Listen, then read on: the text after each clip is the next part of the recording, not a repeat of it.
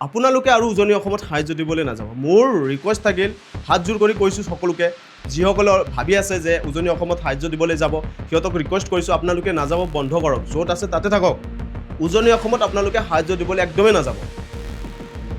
কাৰণটো কি মই কৈ আছোঁ, এইটো ভিডিঅ'ৰ পৰা কিছু সংখ্যক মানুহে মোক বেয়া পাব পাৰে, কিন্তু ভিডিঅ'ৰ শেষলৈকে চাওক, আপোনালোকে কথাটো বুজি পাব মই কিয় কৈছোঁ কথাটো। বৰ্তমান আমাৰ অসমত সব মানুহে যোনে যেনেকৈ পাৰিছে সাহায্য তুলি আছে। কি কাৰণত? যে উজনি অসমত যোনটো বানপানী হৈছিলে, ক্ষতিগ্ৰস্ত হৈছে তাৰে মানুহবোৰ, সিহঁতক হেল্প কৰিব লাগে।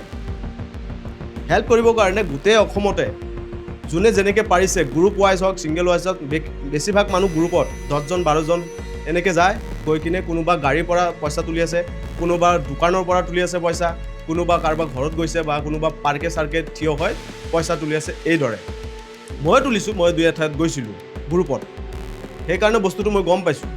মই মানা এইকাৰণে কৰি আছোঁ যে উজনি অসমত সাহায্য দিবলৈ যাব নালাগে। সেইকাৰণে আপোনালোকে ভাবি নল'ব যে মই এইটো কৈ আছোঁ যে সিহঁতক সাহায্য দিবই নালাগে। সাহায্য দিয়ক আপোনালোকে, কিন্তু ছিষ্টেমেটিক দিয়ক। কেনেকৈ দিব মই কৈ আছোঁ। বৰ্তমান উজনি অসমত ঢেৰ মানুহ আছে, অলৰেডি সাহায্য দি আছে তাতে, আৰু তাতে থাকি কাম কৰি আছে, উজনি অসমৰ মানুহৰ কাৰণে কাম কৰি আছে।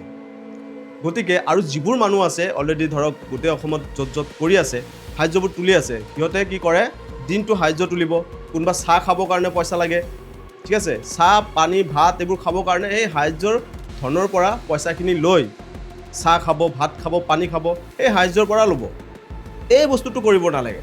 আপোনালোকে যদি সাহায্যৰ কাৰণে পইচা তুলি আছে পাব্লিকৰ পৰা, তেনেহ'লে আপোনালোকৰ ৰেছপনচিবিলিটি থাকিব লাগিব যে আপোনালোকে একাপ চাহ খালেও সেই চাহৰ পইচাটো আপোনালোকৰ পকেটৰ পৰা দিব লাগিব, যাতে সেই সাহায্য কৰা পইচা ধনখিনি তাৰ পৰা যেন এটকাও ল'ব নোৱাৰে আপোনালোকে। সেইটো মেণ্টেলিটি থাকিব লাগিব আপোনালোকৰ।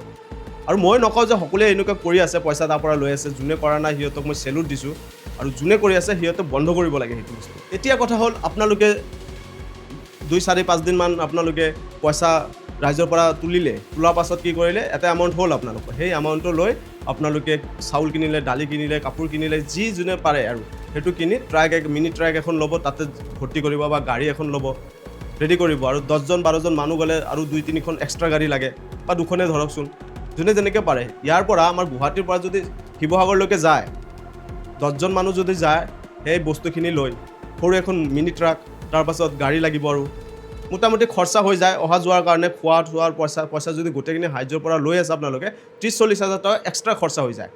সেইকাৰণে মই কৈছোঁ যে আপোনালোকে যাব নালাগে তাতে।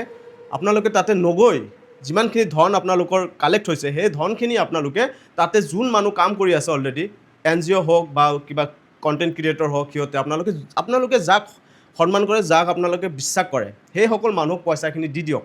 আজিকালি মোবাইলৰ যুগ, মোবাইলৰ পৰা চেণ্ড কৰি দি দিয়ক। সিহঁতে তাতে লাগতিয়াল বস্তুখিনি কিনিব পাৰিব আৰু দিবও পাৰিব।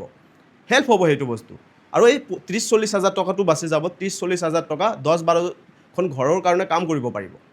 সেইকাৰণে মই কৈছোঁ, আপোনালোকে নগৈ কিনে আপোনালোকে য'ত আছে তাৰ পৰা কামখিনি কৰক, আৰু তাতে কণ্টেক্ট কৰক কাক পইচাটো দিব পাৰে, এইটো কাম কৰক। আৰু যদি বিচাৰি আছে যে আপোনালোকে নিজে গৈ নিজে হাতেৰে বস্তুখিনি দিব আৰু লাগি ভাগি কাম কৰি দিব, সেইটোতো ভাল কথা।